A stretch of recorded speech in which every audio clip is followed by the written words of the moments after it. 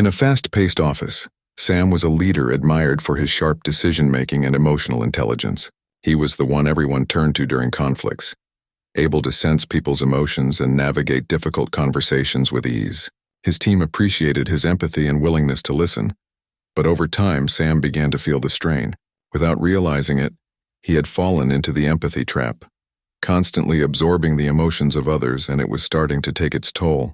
As the months passed, Sam found himself exhausted. He was no longer just listening. He was carrying the emotional weight of the entire team.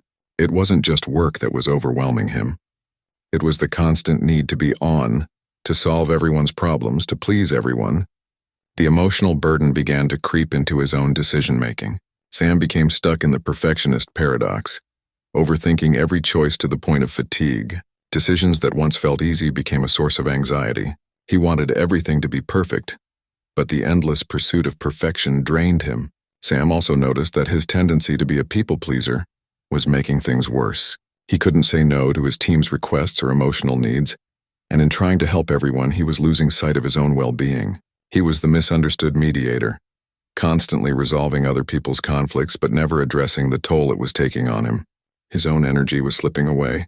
One evening, after yet another long day of juggling emotions and decisions, Sam took a moment to reflect. He realized that while his emotional intelligence was a strength, it had become a trap. He couldn't continue this way, caught in the cycle of trying to be everything to everyone without caring for himself.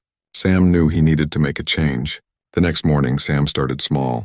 He began practicing gratitude, listing 3 things he was thankful for each day. This simple act helped him refocus on the positives and set a healthier mindset. He also learned to label his emotions. Instead of suppressing them, Sam began to name what he felt, whether it was frustration, stress, or excitement, and this made it easier to communicate with his team. Most importantly, Sam set boundaries. He stopped trying to fix everything for everyone and learned to say no when necessary. It wasn't about rejecting people, but creating space for himself. By empowering his team to handle their own problems, Sam lightened his emotional load while also helping them grow. He no longer carried the burden of their issues, and the team became more self-sufficient. Sam also started taking short breaks to unplug during the day. Stepping away from his screen allowed him to recharge and clear his mind, which led to sharper, quicker decisions. The burnout he had felt began to lift, and he rediscovered the joy in leading his team. Through these changes, Sam learned that emotional intelligence is indeed a superpower, but like all strengths, it requires balance.